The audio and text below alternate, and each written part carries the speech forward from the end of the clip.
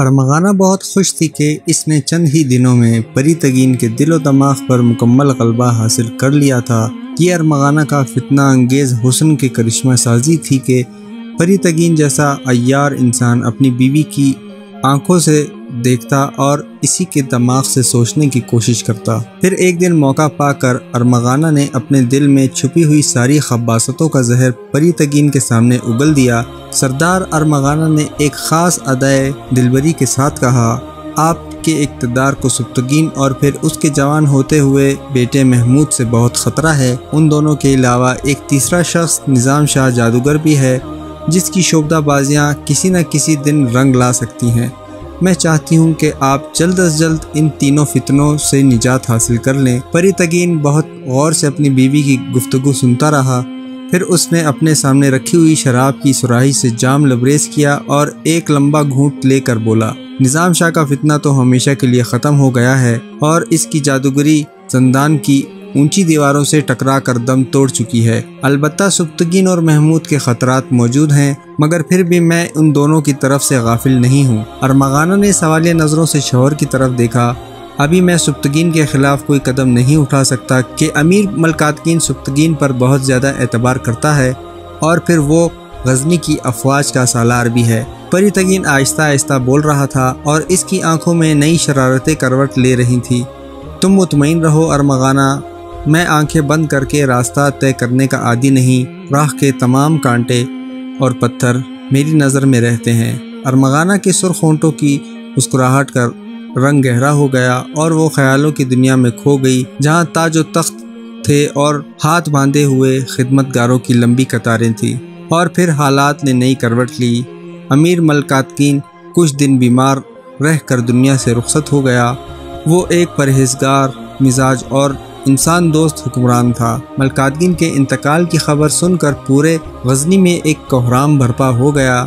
سینکڑوں بیوائیں اور ہزاروں غریب و محتاج لوگ روتے ہوئے اپنے گھروں سے نکل آئے۔ یہ وہ لوگ تھے جن کی ملکاتگین در پردہ مدد کیا کرتا تھا۔ ادھر قصر شاہی میں امیر کا جنازہ رکھا تھا، ادھر غزنی کے تمام سردار اور بااثر امراء ملکاتگین کے جانشین کے بارے میں مشورہ کر رہے تھے۔ عام لوگوں کا یہی خیال تھا کہ اس بار سبکتگین کو امیر غزنی کے منصب تک پہنچنے سے کوئی نہیں روک سکے گا۔ اپنی طویل اور بے لوث خدمات کے سبب وہ اس اعلیٰ عہدے کا سب سے زیادہ مستحق تھا، مگر پری تگین کی سیاسی فتنہ انگیزیاں رنگ لائیں اور تمام بااثر سرداروں نے متفقہ طور پر اسے اپنا امیر منتخب کر لیا۔ سبکتگین نے یہ خبر سنی تو سناٹے میں رہ گیا۔ جب اسے ملکاتگین کے انتخاب کے وقت نظر انداز کیا گیا تھا تو سبکتگین ایک لمحے کے لیے اداس ہوا تھا، پھر یہ اداسی فوراً ہی ختم ہو گئی تھی اور اس نے اپنے دل کو یہ کہہ کر مطمئن کر لیا تھا کہ ملکاتگین ایک شجاع اور جانباز سردار ہے۔ وہ اپنے دل میں مذہب و قوم کے لیے ایک خاص تڑپ رکھتا ہے۔ پھر ملکاتگین نے اپنے کردار سے ثابت بھی کر دیا تھا کہ وہ غزنی کا ایک لائق امیر ہے۔ یہی وجہ تھی کہ سبکتگین کے دل و دماغ پر چند لمحوں کے لیے جو دھند سی چھائی تھی وہ صاف ہو گئی اور غزنی کا سپہ سالار اپنی پوری توانائیوں کے ساتھ اپنے امیر کے دوش بدوش مملکت کی تعمیر میں حصہ لینے لگا۔ مگر جب ملکاتگین کی موت کے بعد غزنی کے سرداروں نے پری تگین کا انتخاب کیا تو سبکتگین کو شدید ذہنی اذیت پہنچی۔ تمام بااثر سیاسی حلقے یہ بات اچھی طرح جانتے تھے کہ پری تگین ایک اوباش اور فتنہ انگیز شخص ہے، مذہب اور انسانیت سے اس کا دور تک کا کوئی رشتہ نہیں۔ پھر غزنی کے سرداروں نے ایسا کیوں کیا؟ کئی دن سے سبکتگین کے ذہن میں یہی سوال بار بار ابھر رہا تھا۔ اسے اہل اقتدار کے فیصلے سے بڑی مایوسی ہوئی اور اسی مایوسی کے عالم میں پری تگین نے اسے اپنی خلوتگاہ میں طلب کرتے ہوئے کہا، سبکتگین اب تمہارے کیا ارادے ہیں؟ پری تگین نے اونچی آواز میں غزنی کے سپہ سالار سے پوچھا۔ سبکتگین نے فوراً ہی محسوس کر لیا کہ یہ کسی دوست کا نہیں بلکہ کسی آمر کا لہجہ ہے اور پری تگین اس کے سامنے اپنے اقتدار کی نمائش کر رہا ہے۔ امیر، میں آپ کی بات کا مفہوم نہیں سمجھا، سبکتگین نے حیرت زدہ لہجے میں کہا۔ میں واضح الفاظ میں بات کرنے کا عادی ہوں۔ یہ کہتے ہوئے پری تگین کی پیشانی پر کئی بل پڑ گئے۔ میں نے اپنی تاج پوشی کے وقت تمہارے چہرے پر وہ خوشی نہیں دیکھی جو غزنی کے دوسرے امراء کے چہرے پر کسی فانوس کی طرح روشن تھی۔ پری تگین کی آواز کچھ اور بلند ہو گئی۔ میں نے تمہارے چہرے پر دھوؤں کا ایک گہرا بادل دیکھا جو میری حکومت کے لیے کوئی نیک شگن نہیں ہو سکتا۔ پھر جب تم نے مجھے مبارکباد دی تو تمہاری آواز بھی سرد تھی، جوش اور جذبے سے آری ایک کھوکھلی آواز۔ سبکتگین نئے امیر مملکت کے اس طرز خطابت پر حیران رہ گیا، پھر اسے یہ سمجھنے میں دیر نہیں لگی کہ پری تگین کا ذہن اس کی طرف سے صاف نہیں ہے اور امیر کے دل کی گہرائیوں میں اس کے خلاف کوئی سنگین منصوبہ پرورش پا رہا ہے۔ نہیں امیر، سبکتگین نے پرجوش لہجے میں کہا، آپ کی طرف سے نہ میرے دل میں کوئی غبار ہے اور نہ ہی چہرے پر کوئی دھواں۔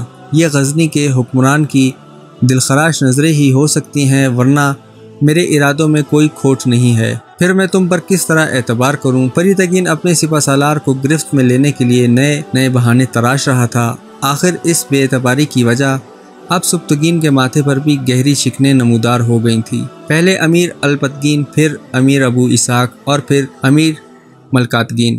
غزنی کے تمام امیر مجھ پر اعتبار کرتے تھے۔ کیا کسی دور میں میری وفاداریوں پر شک کا اظہار کیا گیا؟ پری تگین جانتا تھا کہ سبکتگین بے داغ کردار کا مالک ہے، اس لیے وہ کھل کر اپنے سپہ سالار پر کوئی تہمت نہیں لگا سکتا تھا۔ مجبوراً اس نے نئی چال چلی۔ میں گزرے زمانے کے خوابوں میں بہنے کا عادی نہیں ہوں، مجھے صرف زمانہ حال سے دلچسپی ہے اور میرا حال یہ ہے کہ میں تم سے تمہاری وفاداریوں کا ثبوت طلب کرتا ہوں۔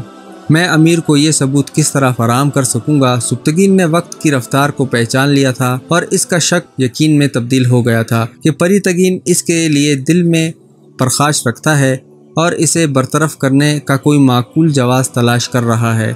تم وہ ثبوت پیش کرنے میں ناکام ہو چکے ہو، پری تگین نے تیز لہجے میں کہا۔ ہم کئی دنوں سے خاموشی کے ساتھ تمہارے چہرے کا جائزہ لے رہے تھے اور تمہارا چہرہ ہم سے بار بار یہی کہتا تھا کہ تم ہمارے ساتھ مخلص نہیں ہو۔ آخر امیر نے میرے خلوص کو ناپنے کے لیے کوئی خاص پیمانہ مقرر کیا ہے۔ اب سبکتگین کی آواز سے بھی کسی قدر سختی جھلک رہی تھی۔ اگر تم مجھ سے مخلص ہوتے تو اب تک میرے آستانہ جلال پر خم ہو چکے ہوتے۔ پری تگین طے کر چکا تھا کہ وہ سبکتگین کو اپنے بچھائے ہوئے جال کے پھندے کاٹنے نہیں دے گا۔ وہ سازش کی ریشمی ڈوریوں کو مسلسل کھینچتا ہی جا رہا تھا۔ تمہارا اٹھا ہوا سر اور بے رنگ چہرے کا تناؤ ہم سے چیخ چیخ کر کہہ رہا ہے کہ تم امیر غزنی کے وفادار نہیں ہو۔ امیر، یہ بڑی سنگین تہمت ہے۔ سبکتگین کی قوت برداشت جواب دے گئی اور اس کا چہرہ غصے سے سرخ ہو گیا۔ میں اپنے خلوص اور وفاداری کا ثبوت فراہم کرنے کے لیے امیر کو سجدہ نہیں کر سکتا، تو پھر تم اپنی تلوار کھول کر ہمارے قدموں میں رکھ دو۔ پری تگین نے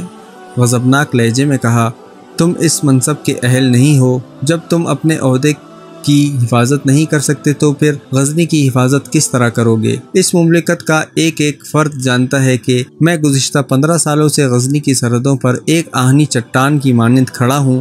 اگرچہ سبکتگین آداب کے دائرے میں بول رہا تھا، لیکن اس کی آواز پرتگین کی آواز سے زیادہ بلند تھی۔ میرا یہ دعویٰ نہیں کہ میں اس مملکت کا سب سے بہترین محافظ ہوں، مگر یہ بھی گوارا نہیں کہ کوئی مجھے ایفائے عہد کا مفہوم سمجھائے۔ یہ کہہ کر سبکتگین امیر کی خلوتگاہ سے باہر جانے کے لیے مڑا۔ ہم تمہیں چند روز کی مہلت دیتے ہیں، پری تگین نے اپنے سپہ سالار کو پکار کر کہا۔ بہتر یہی ہے کہ تم رضاکارانہ طور پر مستعفی ہو جاؤ۔ امیر نے در پردہ اپنے اختیارات کا مظاہرہ کرتے ہوئے سبکتگین کو معزول کرنے کی دھمکی دے دی تھی۔ سبکتگین شدید اذیت میں مبتلا تھا۔ وہ ایک لمحے کے لیے ٹھہرا اور پری تگین کی طرف پشت کیے ہوئے بولا، شاید آپ کی یہ خواہش بہت جلد پوری ہو جائے۔ میں خود بھی اس زہر آلود فضا میں زیادہ دیر تک سانس نہیں لے سکتا۔ یہ کہہ کر سبکتگین تیز قدموں سے باہر نکل گیا۔ کچھ دیر بعد پری تگین انتہائی سر خوشی کے عالم میں اپنی بیوی ارمغانہ سے کہہ رہا تھا، سبکتگین کو معزول کرتے ہی میں اس سے اس کی زندگی بھی چھین لوں گا۔ ہاں امیر، دشمن کو کسی بھی حال میں کھلا نہیں چھوڑنا چاہیے۔ ارمغانہ نے مخمور نظروں سے شوہر کی طرف دیکھا۔ آج وہ گزشتہ دنوں سے زیادہ آراستہ اور دلکش نظر آ رہی تھی۔ بابا جان بھی یہی کہتے ہیں۔ اسد شیرازی کے نام پر غزنی کا اوباش حکمران چونکا۔ تمہارے بابا جان کا علم کیا کہتا ہے؟ وہ تو بہت بڑے نجومی ہیں۔ یہ ان کی ہی پیشگوئی تھی کہ آپ کو اقتدار حاصل ہو جائے گا۔ ارمغانہ نے ایک احساس غرور کے ساتھ کہا۔ بابا جان نے یہ دعویٰ بھی کیا ہے کہ آپ آہستہ آہستہ اپنے تمام دشمنوں پر غلبہ پا لیں گے اور آپ کا دور اقتدار غزنی کے تمام امیروں سے زیادہ طویل ہوگا۔ خدا کرے ایسا ہی ہو۔ پری تگین نے ارمغانہ کے ریشمی آنچل سے کھیلتے ہوئے کہا، میں چاہتا ہوں کہ سبکتگین اپنی مرضی سے استعفیٰ دے دے۔ اس طرح مجھے اس سے نجات حاصل کرنے میں بہت آسانی ہو جائے گی۔ اگر میں اسے جبرن معزول کرتا ہوں تو غزنی کی افواج میں ایک انتشار پیدا ہو جائے گا اور پھر یہی انتشار بڑھتے بڑھتے بغاوت کی شکل بھی اختیار کر سکتا ہے۔ اس کے استعفیٰ دینے کی صورت میں مجھے یہ رعایت حاصل ہوگی کہ دشمن کا ایک سپاہی بھی میرے خلاف سوچنے کی ہمت نہیں کرے گا، پھر میں سبکتگین کو زندان کے اندھیروں میں غرق کر دوں گا اور میرے معتبر خدمتگار اسے آہستہ آہستہ اثر کرنے والا زہر دے کر ہلاک کر ڈالیں گے۔ اس طرح میرا دامن بھی سبکتگین کے خون کے چھینٹوں سے پاک رہے گا اور یہ فتنہ بھی سیاست کے افق پر ہمیشہ کے لیے غروب ہو جائے گا۔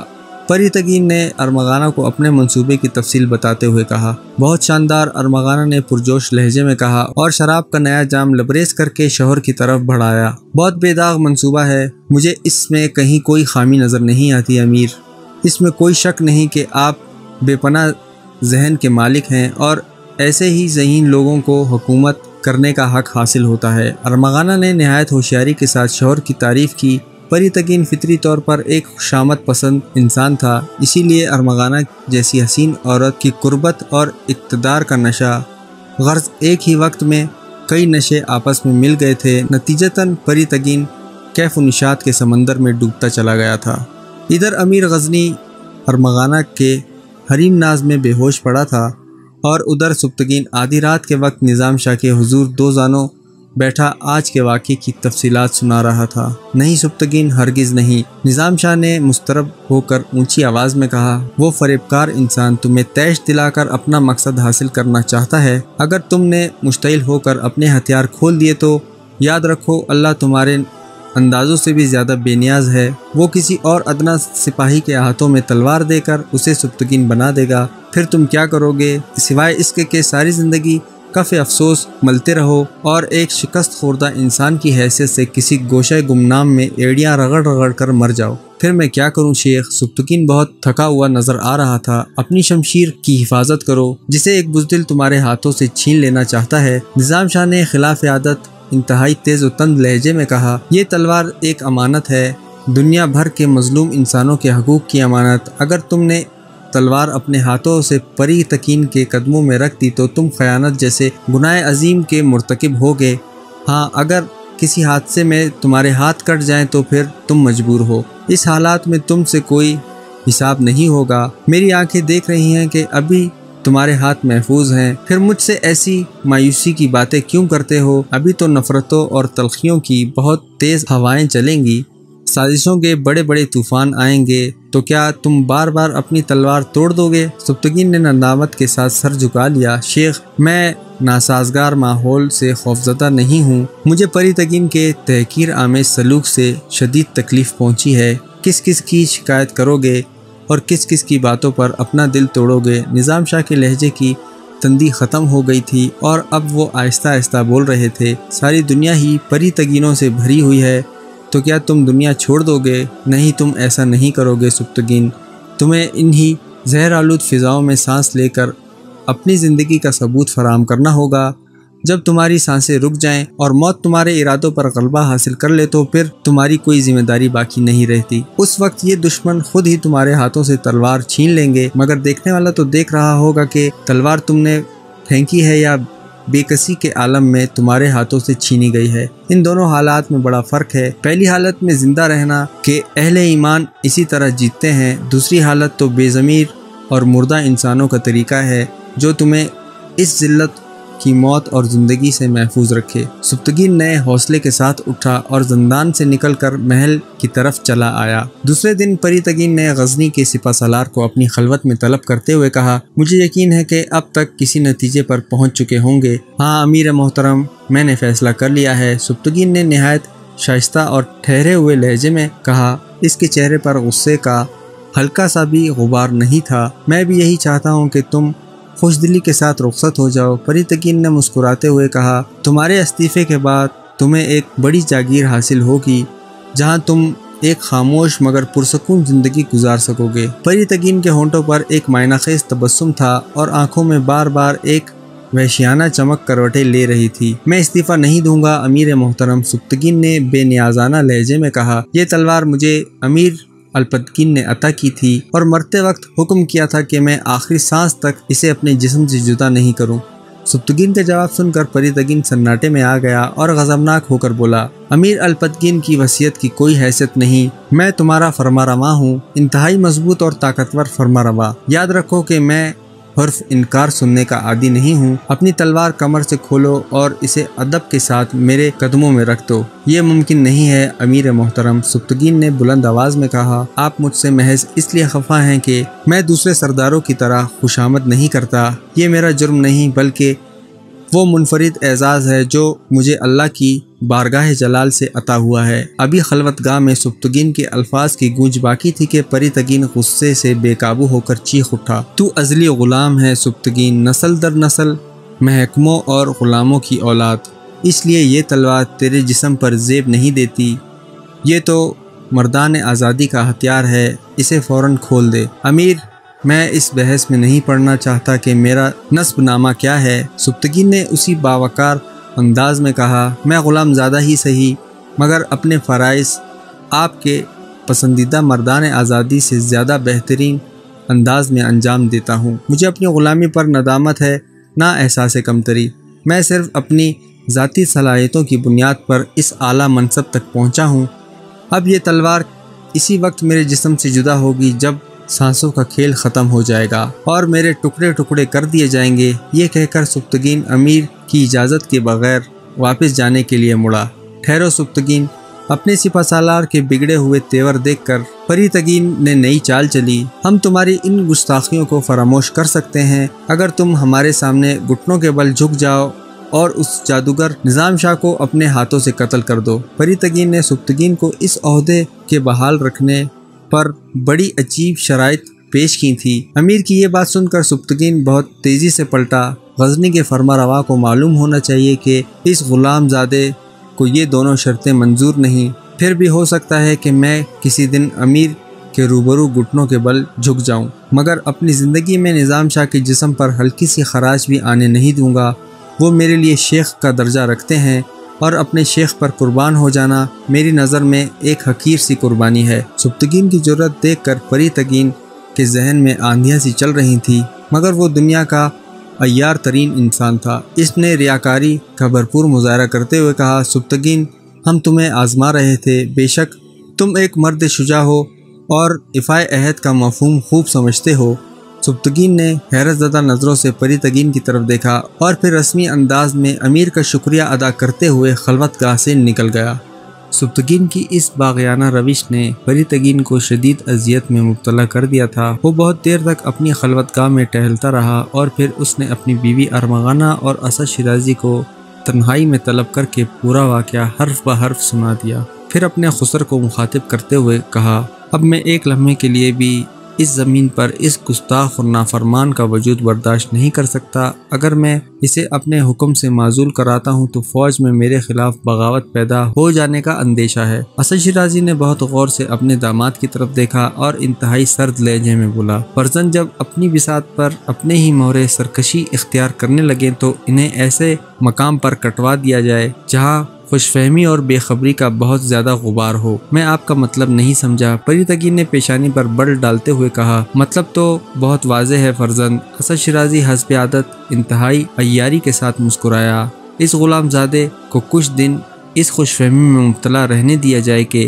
وہ غزنی کا سب سے طاقتور انسان ہے، اسی دوران آپ اس پر اپنی عنایتوں اور نوازشات کی بارش بھی کرتے رہیں، پھر جب سبتگین کی خود فریبی کا نشہ گہرا ہو جائے تو اسے اسی کے محافظوں کے ہاتھ قتل کرا دیا جائے۔ اسد شیرازی کی تجویز سن کر پری تگین مطمئن نظر آنے لگا۔ پھر اس نے اپنے نئے منصوبے کے مطابق سبتگین کی فوجی خدمات کا اعتراف کرتے ہوئے نئی جاگیر بخش دیں۔ سبتگین امیر کی چال بازیوں سے بخوبی واقف تھا، اس لیے اس نے جاگیر پانے کے بعد مصلحت کے طور پر پری تگین کا شکریہ ادا کیا اور اس کے ساتھ ہی پہلے سے زیادہ محتاط ہو گیا۔ وہ روزانہ اپنے بیٹے محمود کو بھی ہوشیار رہنے کی تلقین کرتا رہتا تھا۔ سبتگین کی خوابگاہ کے دروازے پر رات کے وقت 12 مسلح سپاہی پہرے دار رہتے تھے۔ یہ سب کے سب اپنے سپہ سالار کے جانثار بھی تھے، مگر پری تگین کی فتنہ انگیزیوں نے ان سے ان کی وفاداریاں خرید لی تھیں۔ جب یہ محافظ سیم و زر کے انبار دیکھ کر بھی اپنے ضمیر فروخت کرنے پر آمادہ نہیں ہوئے تو پری تگین نے ان کی بیوی بچوں کو یرغمال بنا لیا اور سبتگین کے محافظوں کو قہرناک لہجے میں دھمکیاں دیتے ہوئے کہا، اگر تم نے رات کی تاریکی میں سبتگین کو قتل نہیں کیا تو پھر تم بھی اپنے اہل و عیال کے ساتھ موت کی تاریکیوں میں گم ہو جاؤ گے۔ پھر یہ مجبور لوگ اس شخص کے قتل پر آمادہ ہو گئے جو محتاجوں کا غمگسار تھا اور مظلوموں کا حامی تھا۔ وہ رات بہت زیادہ تاریک تھی جب سبتگین کے محافظ سپاہی اپنے سردار کو قتل کرنے کے لیے آپس میں سرگوشیاں کر رہے تھے۔ سبتگین کی خوابگاہ دوسرے امیروں کی خوابگاہ سے مختلف تھی۔ وہ اپنے کمرے میں تنہا سویا کرتا تھا۔ خوابگاہ کے بڑے دروازے سے ملحقہ ایک چھوٹا سا کمرہ تھا جہاں ایک بوڑھا شخص سید علی ترمذی، سبتگین کا پرانا ملازم، رات کے وقت عبادت میں مصروف رہتا تھا۔ اگر کبھی ناگہانی طور پر امیر کو سبتگین کی ضرورت محسوس ہوتی تو کوئی پہرے دار دروازے پر دستک دیتا، پھر سید علی ترمذی خوابگاہ کا دروازہ کھولتا اور اس کے بعد سبتگین کو آہستہ سے جگا کر امیر کا پیغام منتقل کر دیتا۔ برسوں سے سید علی کا یہی معمول تھا۔ سبتگین اس بوڑھے پرہیزگار کو اپنے خاندان کا اہم ترین فرد سمجھتا تھا اور یہی وجہ تھی کہ سید علی خوابگاہ کے ایک خفیہ راستے سے بھی واقف تھا۔ یہ راستہ سبتگین کے بستر کے قریب تھا جہاں ہر وقت ایک ریشمی پردہ پڑا رہتا تھا۔ اس پردے کے پیچھے ایک اور دروازہ تھا جس سے گزر کر دوسرے کمرے تک پہنچا جا سکتا تھا۔ اس کے علاوہ اسی دروازے میں داخل ہونے کے بعد بائیں جانب ایک اور دروازہ تھا جو ایک طویل سرنگ کی نشاندہی کرتا تھا۔ جب سے سبتگین نے محمود کو اپنے اور پری تگین کے اختلافات کے بارے میں بتایا تھا، اس دن سے محمود اس خفیہ دروازے سے گزر کر باپ کے بستر کے قریب پہنچ جاتا تھا اور رات بھر پردے کے پیچھے شمشیر بے نیام لیے ہوئے کھڑا رہتا تھا۔ سبتگین کو خبر بھی نہیں تھی کہ اس کا فرض شناس اور حساس بیٹا باپ کی حفاظت کے لیے کئی ماہ سے انتہائی رازداری کے ساتھ پہرا دے رہا ہے۔ اس رات بھی جیسے ہی سبتگین عشاء کی نماز کے بعد اپنے بستر پر دراز ہوا، محمود اپنے کمرے سے نکل کر خفیہ دروازے تک پہنچا اور پردے کے پیچھے آ کر کھڑا ہو گیا۔ نصف شب کے قریب محافظ پہرے داروں میں سے ایک نے دروازے پر دستک دی۔ سید علی ترمذی اپنے مصلے سے اٹھا اور اس نے دروازہ کھول دیا۔ کئی سپاہی بیک وقت دروازے میں داخل ہوئے۔ سید ترمذی نے گھبرا کر پوچھا، کیا ہے؟ دوسرے ہی لمحے ایک سپاہی کے بھرپور وار سے سید علی کا سر اس کے تن سے جدا کر دیا گیا۔ بوڑھے کی ہلکی سی چیخ غبری جسے سن کر محمود پردے کے پیچھے سے نکل آیا۔ اسی دوران تمام محافظ سپاہی خوابگاہ میں داخل ہو چکے تھے۔ اٹھیے بابا جان، محمود پوری طاقت سے چیخا، آپ کے خلاف بغاوت ہو گئی ہے۔ یہ کہہ کر محمود تیزی سے حملہ آور کی طرف بڑھا۔ ایک ہی وقت میں 12 شمشیریں کمسن محمود پر بجلیوں کی طرح لپکی، مگر وہ خود بھی ایک برق تھا جو کبھی ایک طرف چمکتا تھا تو کبھی دوسری طرف۔ محمود نے دیکھتے ہی دیکھتے کئی محافظوں کو زندگی کی قید سے آزاد کر دیا، مگر تنہا تھا اس لیے اس کے جسم پر بھی کئی گہرے زخم آ گئے تھے۔ محمود کی چیخ سنتے ہی سبتگین بیدار ہو گیا تھا، مگر نیند کے خمار کے سبب اسے صورتحال کو سمجھنے میں کچھ دیر لگ گئی تھی، اور اسی وقفے سے فائدہ اٹھا کر محافظ سپاہی محمود کو ہلاک کرنا چاہتے تھے، لیکن وہ نوخیز سپاہی ایک دیوار کی مانند ان سب کے سامنے کھڑا تھا اور کئی حملہ آوروں کو زندگی کی قید سے آزاد کر چکا تھا۔ اس سے پہلے کہ محمود مزید زخمی ہو کر فرش پر گر جاتا، سبتگین بھی اپنے دشمنوں کو روکنے کے قابل ہو چکا تھا۔ پھر جب یہ مختصر سا میدان 2 حصوں میں تقسیم ہوا تو محمود بھی سنبھل چکا تھا۔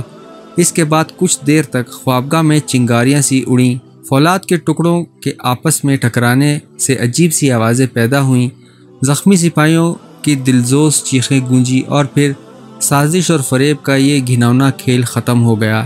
10 محافظ اسی وقت ہلاک ہو گئے تھے اور 2 پہرے دار زخموں کی تاب نہ لاتے ہوئے بے ہوش ہو گئے تھے۔ خود محمود بھی بری طرح زخمی ہو گیا تھا۔ وہ کچھ دیر تک اپنے قدموں پر کھڑا رہا، پھر آہستہ آہستہ جھکا اور خوابگاہ کی دیوار سے پشت ٹیکی اور بے ہوش ہو گیا۔ پورے محل میں ایک ہنگامہ برپا تھا، چاروں طرف فوج ہی فوج نظر آ رہی تھی۔ تمام سپاہی اپنے سپہ سالار سبتگین کی خیریت جاننے کے لیے بے قرار تھے۔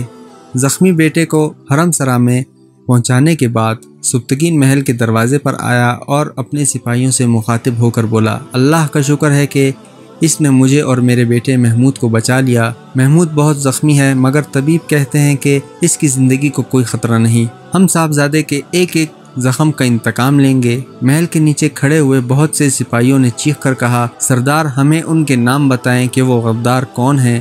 غزنی کے جانثار فوجی حد سے زیادہ جذباتی ہو گئے تھے۔ جب تک ان نمک حراموں کو سیاہ چہروں کے ساتھ گلی گلی نہ پھرایا جائے گا، اس وقت تک ہمارے دلوں کو سکون حاصل نہیں ہوگا۔ وہ باغیوں کا ایک مختصر سا دستہ تھا جس میں سے بیشتر ہلاک ہو چکے ہیں۔ سبکتگین نے اپنے مشتعل فوجیوں کو سمجھاتے ہوئے کہا، 2 باغی شدید زخمی حالت میں بے ہوش پڑے ہیں، بس ان کے ہوش میں آنے کا انتظار ہے، پھر میں تمہیں بتا سکوں گا کہ وہ بغاوت تھی یا غداری کا کوئی منصوبہ۔ سبکتگین جانتا تھا کہ یہ سب کچھ کس کے اشارے پر ہوا ہے، مگر اس نے حکمت عملی سے کام لیتے ہوئے فی الوقت مجرم کے چہروں پر پردہ ڈال دیا۔ وہ بغاوت نہیں تھی سردار۔ فوجیوں کی تیز آواز سے محل کی بیرونی فضا گونج رہی تھی۔ اگر بغاوت ہوتی تو قلعے کے نیچے آپ کو اتنے وفادار آوازیں نہ سنائی دیتی۔ یہ لہراتی ہوئی شمشیریں، یہ جوش جذبات سے سرخ چہرے اور یہ اطاعت اور فرما برداری کے احساس سے اٹھے ہوئے سر، سب کے سب آپ کے اشارے کے منتظر ہیں۔ ہمیں حکم دیجیے کہ ہم غداروں کے سرغنہ کو آپ کے قدموں میں لا کر ڈال دیں، پھر اسے ایسی دردناک سزا دیں گے کہ آئندہ کوئی بدنصیب غداری جیسے گناہ کا تصور تک نہیں کر سکے گا۔ اپنے سپاہیوں کی جانثاری کا یہ مظاہرہ دیکھ کر سبکتگین کی آنکھوں میں آنسو آ گئے اور پھر وہ انتہائی رقت آمیز لہجے میں بولا، میں جانتا ہوں کہ تمہاری وفاداریاں سورج کی طرح روشن اور بارش کے پانی کی طرح تمام گرد و غبار سے پاک ہیں۔ میں تم پر فخر کرتا ہوں۔ دنیا میں بہت کم سالاروں کو ایسی جانثار فوج میسر آئی ہوگی۔ یہ سن کر تمام فوجیوں نے سبکتگین زندہ باد کے نعرے لگائے اور اپنے اپنے خیموں کی طرف لوٹ گئے، مگر نائب سپہ سالار اعتماد الدین اپنے منتخب سپاہیوں کے ساتھ ٹھہرا رہا۔ میں آپ کو اس حالت میں تنہا نہیں چھوڑ سکتا، اعتماد الدین نے فوجی انداز میں خم ہوتے ہوئے کہا۔ سبکتگین نے اسے بہت سمجھایا مگر اعتماد الدین نہیں مانا۔ آخر سپاہیوں کا یہ مختصر دستہ سبکتگین کی خوابگاہ اور محل کے اہم مقامات پر متعین کر دیا گیا۔ پری تگین، ارمغانہ اور اسد شیرازی اس ناکام بغاوت سے بہت پریشان تھے۔ ان سب نے اپنی آنکھوں سے دیکھا تھا کہ غزنی کی فوج کس طرح اپنے سپہ سالار کی حمایت کا دم بھرتی ہے۔ ہمارے آدمی کامیابی کے قریب پہنچ چکے تھے مگر محمود نے بروقت مداخلت کر کے ساری بساط الٹ کر دی۔ پری تگین وحشیوں کی طرح اپنے کمرے میں ٹہل رہا تھا اور شدت اضطراب میں بار بار سر کے بالوں کو نوچ رہا تھا۔ اگر وہ زخمی سپاہی ہوش میں آ گئے، پری تگین نے اپنا جملہ نامکمل چھوڑ کر سوالیہ نظروں سے اسد شیرازی کی طرف دیکھا۔ اس سے پہلے کہ وہ ہوش میں آ کر اپنی زبانیں کھولیں، ان کی شہرگیں کاٹ دیجیے۔ اسد شیرازی نے بڑی بے باکی کے ساتھ اس مسئلے کا حل پیش کرتے ہوئے کہا، لوگ یہی سمجھیں گے کہ زخمیوں کے جسم سے خون زیادہ مقدار میں بہہ گیا جس کی وجہ سے وہ زندہ نہ رہ سکے۔ پری تگین نے اپنے خسر کی طرف بہت غور سے دیکھا اور پھر مسکرانے لگا۔ آپ کا ذہن ہر وقت جاگتا رہتا ہے، خدا اس ذہن کو اس وقت تک بیدار رکھے جب تک میں اپنے دشمنوں پر مکمل غلبہ حاصل نہ کر لوں۔ اسد شیرازی اپنی نشست سے اٹھا اور پری تگین کے قریب پہنچ کر بولا، تم تو ہوا کے تیز جھونکوں سے ہی گھبرا جاتے ہو، جبکہ سیاست کے کاروبار میں ظلم کی آندھیوں اور خونی سیلابوں کے سوا کچھ اور ہوتا ہی نہیں۔ میں کسی طوفان سے نہیں گھبراتا، پری تگین نے جھنجھلا کر کہا، مگر آج تو آپ نے اپنی آنکھوں سے ہی دیکھ لیا ہے کہ غزنی کی افواج پر سبکتگین کے کتنے گہرے اثرات ہیں۔ اس سے کچھ نہیں ہوتا فرزند۔ اسد شیرازی کی عیار آنکھیں مسکرا رہی تھیں۔ تمہارے ہاتھوں سبکتگین کی موت مقرر ہو چکی ہے۔ ستاروں نے مجھے یہی کہا ہے۔ آپ کے ستارے کیا کہتے ہیں محترم؟ میری سمجھ میں نہیں آتا کہ وہ وقت آ کر ٹل کیوں جاتا ہے۔ اگر سبکتگین نہیں تو محمود ہی مر گیا ہوتا۔ چند لمحوں کے لیے اسد شیرازی گھبرا سا گیا مگر فوراً ہی اس نے نئی چال چلی۔ میرے عزیز ترین فرزند، ستاروں کا علم اتنا پیچیدہ ہے کہ تم اسے آسانی سے نہیں سمجھ سکو گے۔ بس اتنا جان لو کہ یہ پورا سال سبکتگین اور اس کے بیٹے محمود کے لیے منحوس ترین سال ہے۔ گویا صبح یا شام تمہیں کسی بھی وقت ان دونوں کی ہلاکت کی خبر مل سکتی ہے۔ اگر ایک منصوبہ ناکام ہو گیا تو اپنے دل و دماغ کو پریشان کیوں کرتے ہو؟ جب تک تمہارا یہ نسبتی باپ زندہ ہے تمہیں کوئی غم نہیں کرنا چاہیے۔ اسد شیرازی کے دماغ کی زمین میں منصوبوں کا قحط نہیں پڑا فرزند، اس دماغ میں تو 12 مہینے منصوبوں کی ہی فصل پھوٹتی رہتی ہے۔ اسد شیرازی اپنے سر کی طرف اشارہ کرتے ہوئے کہہ رہا تھا، تم مطمئن رہو، اب کی بار سبکتگین نہیں بچے گا، یقیناً یقیناً، پری تگین نے پرجوش لہجے میں کہا، اور پھر کچھ دیر بعد ہی دونوں زخمی محافظوں کی شہرگیں کاٹ دی گئیں۔ اب غداروں کا مقدمہ پیش ہونے کے لیے عدالت تو موجود تھی مگر اس سنگین جرم کے دونوں آخری گواہ دنیا سے بہت دور جا چکے تھے۔ سبکتگین نے یہ خبر سنی تو اس کے ہونٹ سختی سے بھینچ گئے اور چہرے پر کئی رنگ آ کر گزر گئے۔